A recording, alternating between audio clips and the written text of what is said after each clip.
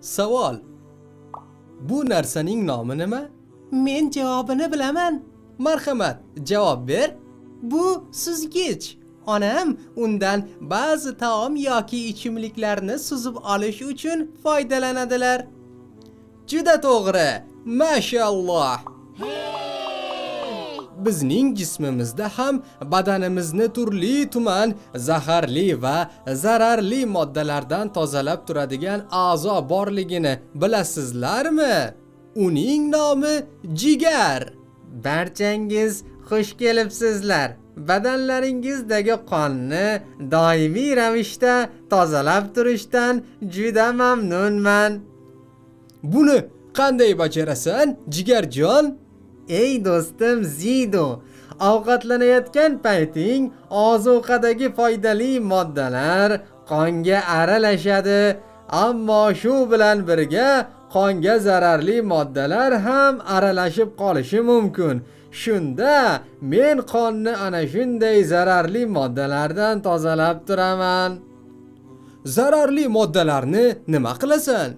Chiqindilar bilan birga organizmni tark etishlari uchun ularni ichaklarga haydab yuboraman. Juda katta rol o'ynar ekansan. Qolaversa, men dangasalik qilmay, tetik va g'ayratli bo'lib yurishing uchun seni quvvatlab turaman. Qanday qilib? Inson iste'mol qiladigan ozuqalarning ichida uglevodlar ham bo'ladi. Uglevod? Uglevod, Zido, u badanda foydali glyukozalarga aylanadi. Masalan nimalar? Masalan, guruch, non, kartoshka. Bu ozuqalarning bari glyukozaga aylanadi va ular kuch-quvvatning asosiy manbai hisoblanadi. Glyukozani biz qayerdan topamiz? Badan doim tetik turishi uchun uni ichimda saqlayman. Qanday yaxshi-sana, senga hoziroq tez tayyorlanadigan taom olib kelaman. Ehtiyot bo'l, keragi yo'q. Nega? Chunki tez tayyorlanadigan yeguliklarda jigarga zarar beruvchi yog'lar bo'ladi.